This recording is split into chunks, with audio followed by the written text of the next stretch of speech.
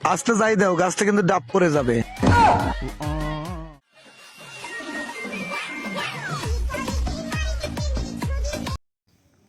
Hello guys, আজকের এই ভিডিওগুলো দেখে আপনি না হাসি থাকতে পারবেন না, তাই একটা ফাঁকা জায়গায় দেখে বসে পড়ুন এবং ভিডিওটাতে লাইক করে চ্যানেলটা সাবস্ক্রাইব করে দেন। হাইরে ভাই, এটা আপনার কোন বন্ধুর শাশুড়ি অবশ্যই কমেন্ট করে জানাবেন। হাইরে মেজে যে হাঁটুর নিচে বুদ্ধি আছে, এটা আজকে বাস্তব প্রমাণ পেলাম এই ভিডিওটা দেখিয়ে। দেখেন আস্তে করে শুধু শুশুরি দিয়েছি, মোবাইল টোবাইল সব পানিতে মধ্যে ভাসায় দিয়েছি। লোকে বলে আমায় নাকি, লোকে বলে। হ্যাঁ রে, আমি শুধু ভাবতেছি মেয়েদের বাবা মার কথা। আসলে অনেক কষ্ট করে তারা কলেজ পাঠায়, আর এরা শুধু দিনরাত দিনভর শুধু টিকটক করে, আর এরা স্কুলে এসে কি করে দেখেন। কিসে? তুই হিন্দু না মুসলমান? কেন মুসলমান? কই তোর মুসলমানি তো আমাকে দাওয়াত দিলি না?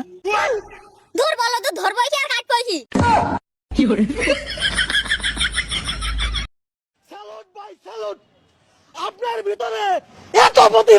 আরে ভাই, এরা তো আজব বাঙালি, হালকা বাতাসে লুঙ্গি আকাশে।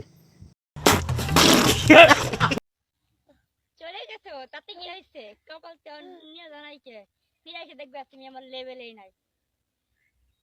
নিজেই তো একজন আছে হাসপাতালে, আবার পাবনা হাসপাতালে, আবার কি একটা ডায়লগ মারে দেখছেন ভাই?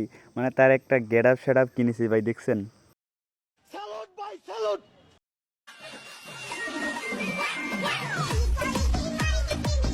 দেখছেন রে ভাই, বাঙালির কি আজব কাণ্ড। মানে ছেলে পায় না, সিঁড়ি দিয়ে কি লাগাইছে।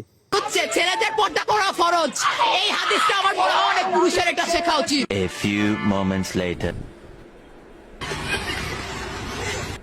ছেলেদের পর্দা করা ফরজ, আফা বলেছে সবাই পর্দা করুন। ছেলেরা সবাই পর্দা করুন, আফা বলেছে ছেলেরা পর্দা করা ফরজ। তাই আমি আজকে থেকে পর্দা করা শুরু করেছি। ভাইয়া কি বুঝলেন আর কি দেখলেন? আজকে থেকে ছেলেগুলো পর্দা করা শুরু করবেন। মানে ভাই কি আর বলবো। আসলে আপনাদের কাছে ভিডিওগুলো এরকম যদি ভিডিও চাও অবশ্যই কমেন্ট করে জানাবেন, আর চ্যানেল যেটা চ্যানেলটা সাবস্ক্রাইব করে রাখবেন।